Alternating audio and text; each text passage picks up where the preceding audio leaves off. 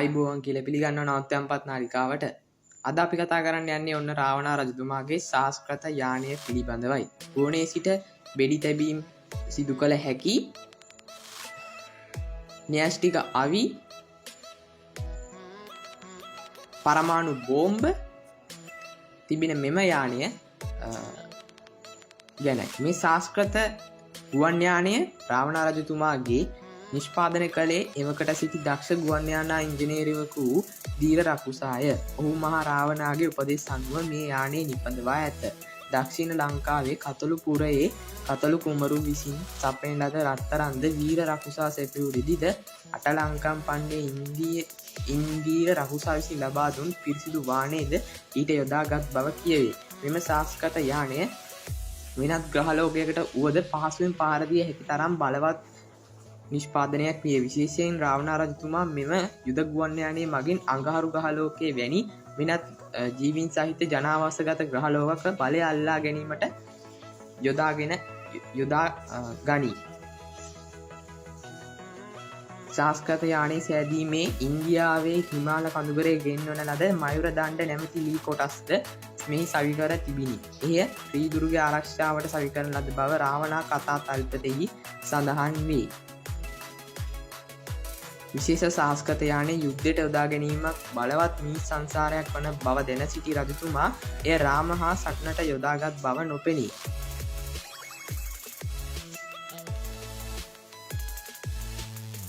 ශාස්ත්‍රත යානයේ ගුවනේ එක්තැනක හෝරාවක් වුවද නවතා සටන් කළ හැක්කක් බව කියවේ. එකවර වෙඩි උණ්ඩ දහස් ගණනක් මුදාහල හැකි යානයකි. වෙඩි උණ්ඩ පොකුරු පිටින් මුදා හරින අතර උණ්ඩ නිකුත් කරන ප්‍රමාණයද අවශ්‍ය පරිදි අඩු වැඩි කරවා ගත හැකිය. ශාස්ත්‍රත යානයේ නිපදවා ඇති ශක්තිය උරගා බැලීමේ අවස්ථාවක් කල්පිට මුහුදු ප්‍රදේශයේ පැවතිනි. එහි පහසුව පිණිස එවක එහි සිටි දීවර ප්‍රජාවද ඉවත් කෙරිණි. මෙම යානය පණ ගැන්වූ පසු පළාතක් ගිනිබත් වන තරමට යානය බලවත් විය.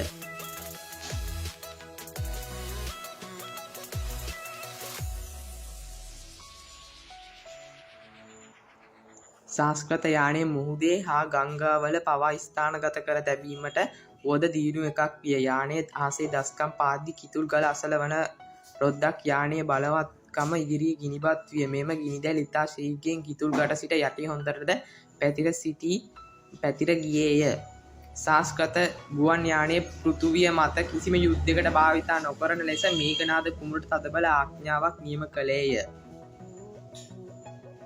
ශාස්ත්‍රත යානය රාමට එරෙහිව ක්‍රියාත්මක කළේ නම් රාමා හනුමාන් පමණක් නොව රාමා සහායකයන්ද සියල්ල එක්තැනකදී ඝාතනය කිරීමේ කාර්යය රාවණාට සරල කාරණයක් විය.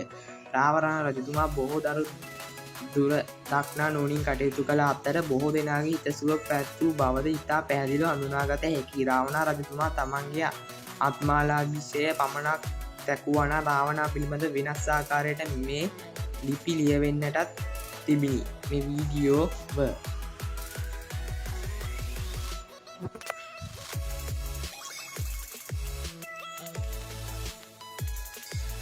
කල්පිටි යුද අභ්‍යාසය සඳහා ශාස්ත්‍රත යානයේ ලකේගල සිට පදවාගෙන ආවේ මේඝනාද ඉන්ද්‍රජිත් කුමරය.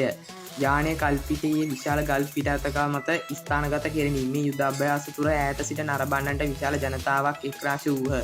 ඔහු මෙය මහා වික්‍රාමින්ත ක්‍රියාවලියක් හැටියට දැක ප්‍රීති ഘോഷ නගමින් සතුට ප්‍රකාශ කරන්නටද වූහ. එදා කල්පිට වෙලට රාවණා රජතුමාද පැමිණ සිටියේය. යානය රජතුමාට පිළිගැන්වීම මේඝනාද කුමරු විසිනි. මේ ශාස්ත්‍රත යානය නිෂ්පාදනය වූයේ ලකේගල කන්දෙහි. මෙම ගුවන් යානයේ මේ රටේ කිසිම මිනිසෙක් ඝාතනය කිරීමට මම අදහස් නොකරමි. මෙය වෙනත් ග්‍රහලෝක සමසටනට පිළියෙල කළ එකකි. තරුවනි ශාස්ත්‍රත යානය තොපගේ ජය කියයි රාවණා රජු යානයටද ගොඩ විය. යානයේ පණ ගැන්වූ රජතුමා ආසට නැගුණේ දක්ෂ යුද නියමුකේ ලක්ෂණ පෙන්නුම් කරමි. යානයෙහි හඬ කල්පිටියේ සිට පුත්තලම දක්වා හෙන ගසන්නාක් මෙන් පැතිර ගියේය.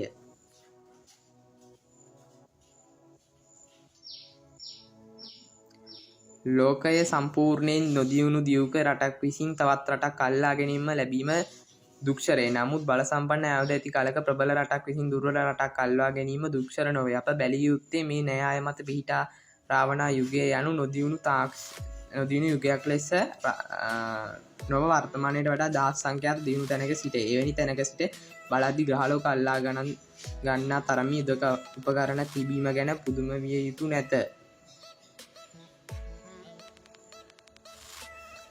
රාවණ රජතුමා රාමාගේ දෘෂ්ටිය දැකීම බරපතල දෝෂයකි. රාමා කුමරු හින්දුන්ගේ පූජාවට පත්වන බව නොරසකි. නමුත් හින්දුන් විසින් රාවණාට එම තැන ලබා දී නැතේට හේතු වන්නට ඇත්තේ එක්කෝ රාවණ රජතුමා රාමාට විරුද්ධ විය හැකිය. නැතිනම් රාවණා ලක්දිව රජෙකු වීමත් රාමා ඉන්දිය රාජ්‍ය පරපුරක වීමත් විය හැකිය. මේ දෙදෙනාගේ හින්දු අය ලෙස සලකනවා නම් ඒ නිවැරදි දැනුත් පිටස්සර දෙයක් බව අපි විශ්වාස කරන්නේමු.